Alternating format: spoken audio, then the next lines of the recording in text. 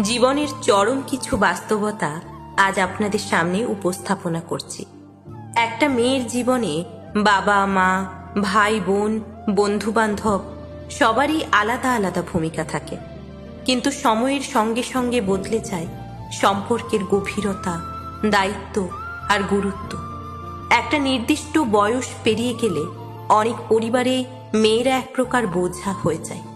সমাজের চোখে তখন সেই মেয়েটি যেন অবিবাহিত দায়িত্ব। তখন বাবা মাও চায় মেয়েটি যেন একজন ভালো স্বামীর হাতে নিরাপদ থাকে। এটাই বাস্তবতা। আর সেই মুহূর্তে একজন পুরুষ, একজন স্বামী স্ত্রীর জীবনে নেমে আসে আশ্রয়ের ছায়া নিয়ে।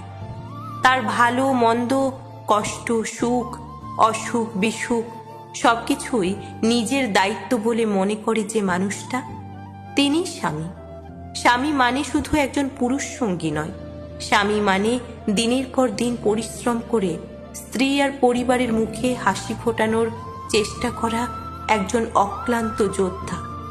তার নিজের শরীর খারাপ লাগলেও সে সকালবেলা ঘুম থেকে উঠে কাজের জন্য বের হয়।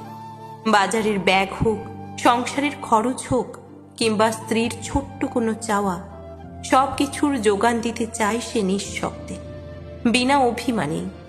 স্ত্রী হয়তো অনুভব করে না, কিন্তু একটা পুরুষ যখন তার স্ত্রীর জন্য ভালো কিছু করতে পারে, তখন সে নিজের অস্তিত্বের মাঝে তৃপ্তি খুঁজে পায়। এই সমাজ যেখানে পুরুষদের আবেগপ্রবণ হওয়াকে দুর্বলতা মনে করে, সেখানে একজন স্বামী তার ভালোবাসা বোঝাতে শব্দ নয়, কাজ ব্যবহার করে। হ্যাঁ, সংসারে ঝগড়া হয়, মতের অমিল হয়, কিন্তু দিনের শেষে স্ত্রীর চোখের হাসি দেখেই ক্লান্ত পুরুষটার মন শান্ত হয়। সে হয়তো বলে না, কিন্তু স্ত্রীকে ভালো রাখার জন্য সে যে লড়াইটা করে, তার চেয়ে নিঃস্বার্থ ভালোবাসা খুব কমই দেখা যায়। কালের নিয়মে, সময়ের স্রোতে আপনার জীবন থেকে এক এক করে বাবা মা, আত্মীয় স্বজন ধীরে ধীরে সবাই হারিয়ে যায়।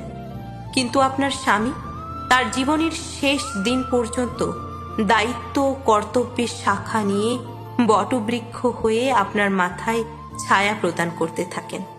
কিছু ব্যতিক্রম হয়তো আছে, কারণ সকলে তো আর প্রকৃত স্বামী হয়ে উঠতে পারে না। তাই বলা হয়, স্বামীর চেয়ে আপন কেউ হয় না। এই মানুষটি তোমার সবচেয়ে বড় আশ্রয়, সবচেয়ে বড় সাহস।